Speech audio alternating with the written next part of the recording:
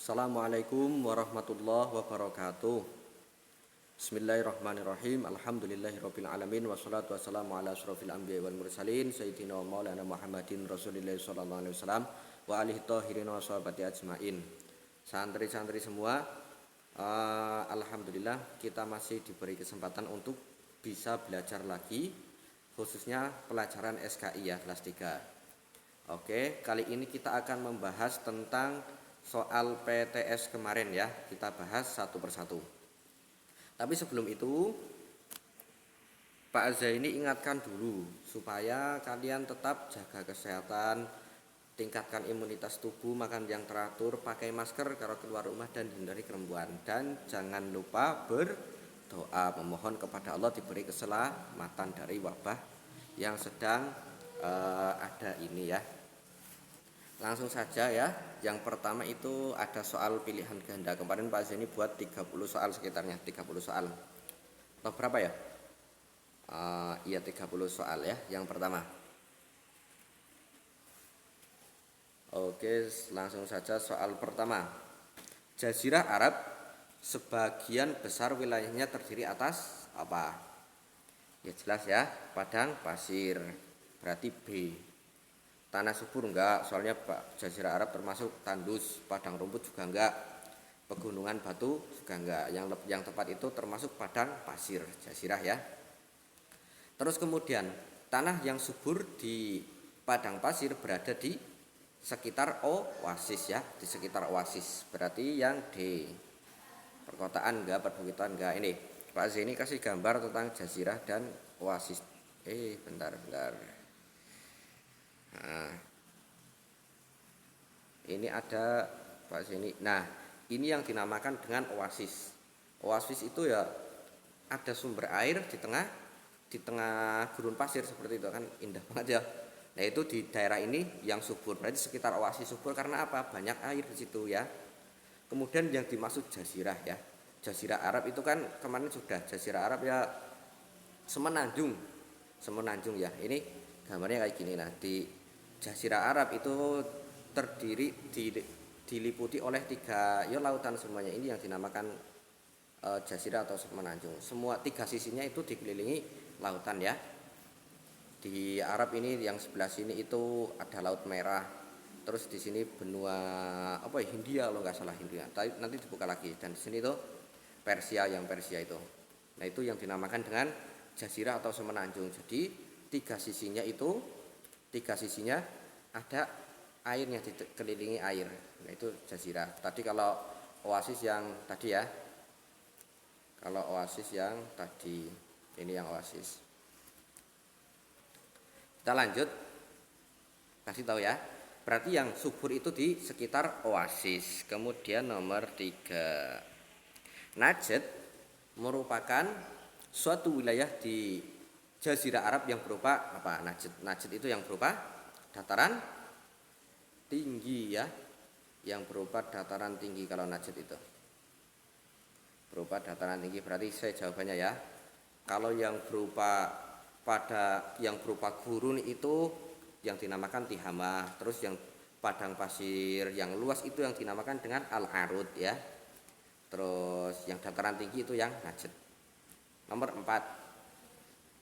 Bangsa Arab dibagi menjadi 3 bagian bangsa besar, yaitu apa saja kemarin? Al-Arab al-Ba'idah, Al-Arab Al-Aribah, dan ada Al-Arab al-Musta'rabah. Nah, pertanyaannya, Al-Arab al-Aribah adalah apa? Bangsa Arab yang berasal dari keturunan Ya'rib bin Syakib, benar apa enggak? Berarti nomor 4 itu yang jawabannya ya, langsung saja ya. Ini bangsa Arab Al-Arab Al-Aribah adalah bangsa Arab yang berasal dari keturunan Ya'rib bin Syakib atau juga disebut dengan keturunan Qotnan. Kemudian yang B, bangsa Arab yang sudah tidak dikenal lagi karena sudah punah. Nah, ini Al-Arab Al-Ba'idah. Itu seperti kaum Samud dan itu yang sudah pokoknya datanya itu sudah hilang sehingga sejarahnya itu sudah data-data sejarahnya sudah hilang sehingga ya bisa dikatakan itu sudah punah. Terus kalau yang berasal dari keturunan Nabi Ismail dan Nabi Ibrahim tentunya ya. Ini berarti yang al-musta'rabah. Nah, Nabi Muhammad ini yang termasuk al-musta'rabah. Bangsa Arab yang tinggal di pedesaan. Nah, kalau ini al-Badui, suku al-Badwi ya, suku Badui atau al-Badwi. Kemudian nomor 5 yang mendirikan kota Mekah adalah, ini pasti tahu, Nabi Ibrahim dan Nabi Ismail. Nabi Ibrahim itu ayahnya Nabi Ismail. Nah, Nabi Ibrahim dan Nabi Ismail ini termasuk ya yang menurunkan Nabi Muhammad nantinya ya. Berarti kalau ditarik jalur nasabnya Nabi Muhammad itu nantinya sampai ke Nabi Ismail, kemudian ke Khalilullah atau Nabi Ibrahim. Kemudian nomor 6. Masyarakat Arab pra-Islam ada yang tinggal di perkotaan dan pedalaman atau pedesaan. Pekerjaan orang-orang yang tinggal di perkotaan adalah, ya kalau perkotaan itu berdagang ya, berarti A jawabannya nomor 6. Kalau peternak dan bertani itu yang di pedesaan. Nomor 7 langsung. Kakek Nabi Muhammad SAW yang pernah bertugas mengurus Ka'bah adalah siapa? Abdul Muthalib. Abdul Muthalib ya, Dek. Kalau Abu Thalib ini Abu Thalib itu ayahnya Ali, Sayyidina Ali bin Abi Thalib. Nah, berarti pamannya Nabi Muhammad kalau Abu Thalib ya. Kalau Abu Bakar sahabatnya Nabi, Abu Bakar As-Siddiq. Kalau Abdullah itu ayahnya Nabi Muhammad SAW. Berarti yang tepat D, Abdul Muthalib. Di antara perang antar suku yang terjadi saat pra-Islam adalah perang Al-Basus dan Ayyam Al-Fijr. Al-Basus sama Al-Fijr. Perang Al-Fijr merupakan apa? Perang yang terjadi sebelum Nabi Muhammad SAW lahir. Terus perang yang terjadi pada bulan-bulan suci di antara kabilah-kabilah yang berada di Hijaz. Perang antara suku Bakar dan suku Taghlib. Nah, yang tepat itu jawabannya yang B ya, nomor 8 yang B. Perang yang terjadi pada bulan-bulan suci antara kabilah-kabilah yang berada di tanah Hijaz ya. Nomor 8 itu B. Kalau yang A itu perang yang terjadi sebelum Nabi Muhammad SAW lahir, itu namanya perang Al-Basus. Nomor 9. Nomor 9. Kota Mekah disebut juga dengan Makkah Al-Mukarramah atau Makkatul Mukarramah. Artinya apa? Mukarramah itu mulia ya, berarti Makkah yang dimuliakan. Jawabannya itu B. Kalau A yang disinari itu bukan, itu Al-Munawwarah. Al-Munawwarah itu julukan kota Madinah. Kalau Mekah itu Al-Mukarramah yang disinari. Terus salah satu tempat bersejarah yang ada di Madinah adalah apa? Yang ada di Madinah? Gua Hira? Bukan ya, Gua Hira itu di apa? Di Mekah. Awal turunnya Al-Qur'an.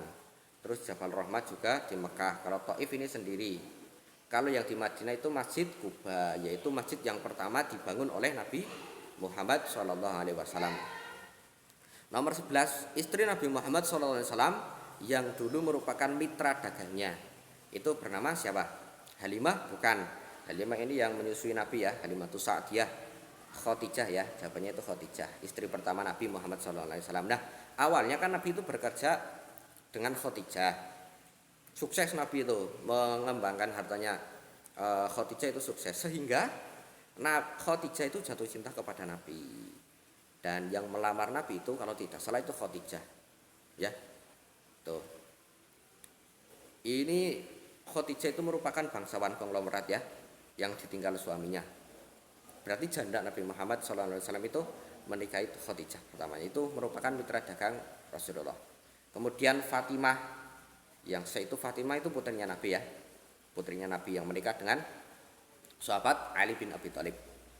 Kemudian Aminah ini ibu Nabi, ibunya Nabi. Nomor 12. Pada musim dingin, bangsa Arab pra-Islam mengirim kafilah dagang, kafilah itu kelompok dagang ke selatan, yaitu ke negeri. Kalau ke selatan berarti ke negeri apa?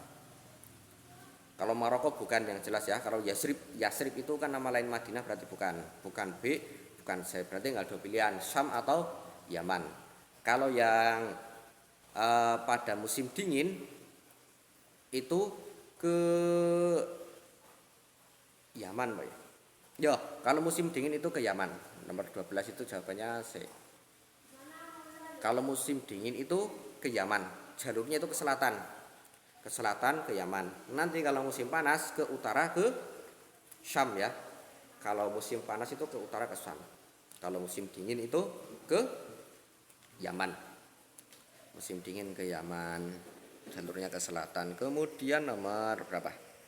13, perilaku yang tidak baik masyarakat Arab pra-Islam antara lain adalah hasil dagangnya dibagi rata, ya baik ini ya.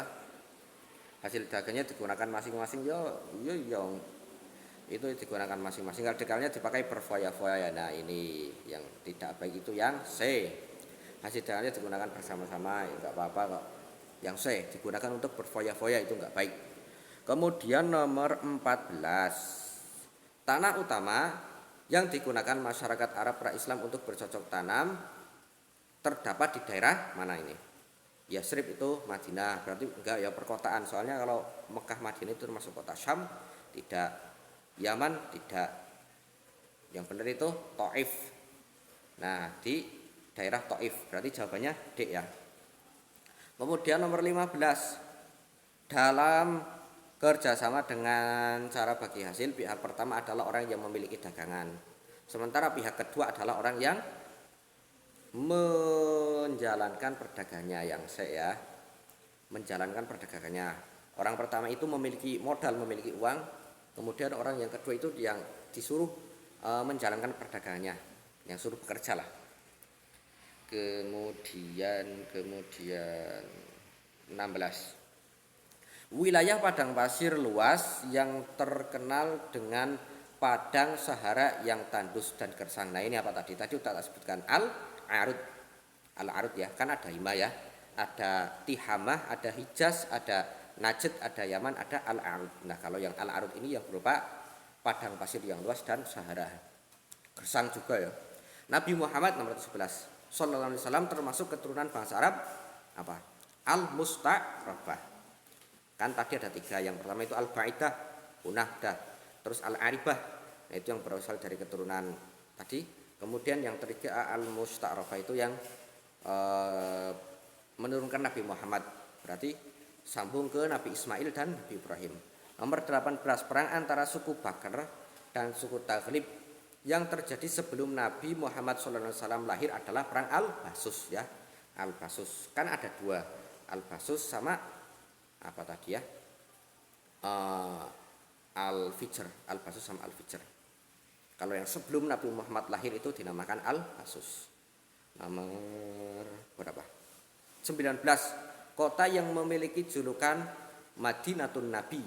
Madinatun Nabi, Madinah itu kota ya, bahasa Arabnya kota itu Madinah. Madinatun Nabi, kota Nabi ya berarti ya Madinah, kota Madinah ya, atau Madinatun Munawwarah, Madinatun Nabi. Jawabannya Madinah nomor 19. 20, Allah mempertemukan Nabi Adam alaihi salam dan Hawa saat berada di Jabal Rahmah. Berada di Jabal Rahmah. Termasuk kota penting yang ada di mana itu Jabal Rahmah, di Mekah ya kalau nggak salah ya. Kalau Jabal Rahmah itu termasuk kota penting yang berada di Mekah. Ya. Kalau yang Jabal Uhud itu yang berada di Madinah. Jabal Uhud itu yang terjadi perang Uhud. Itu yang ada pasukan panahnya. Mungkin besok ada. Kemudian memperkenalkan Nabi di berada di Jabal Rahmah 20. Nomor 20 Jabal Rahmah. 21 Nabi Muhammad SAW diusir dan dilempari batu oleh kabilah Bani Sakif saat melakukan hijrah ke Taif ya, ke Taif. Tuh. Itu kan ada kisah menarik pas hijrah ke Taif. Itu kan dilempari sampai berdarah-darah, sampai ya pokoknya ada yang melempari dengan kotoran, sampai malaikat Jibril itu sudah memberikan kepada Nabi, memberikan pilihan, wahai Nabi, gimana kalau gunung Uhud ini tak lemparkan saja ke orang-orang Taif atau Bani Sakif biar mereka mati.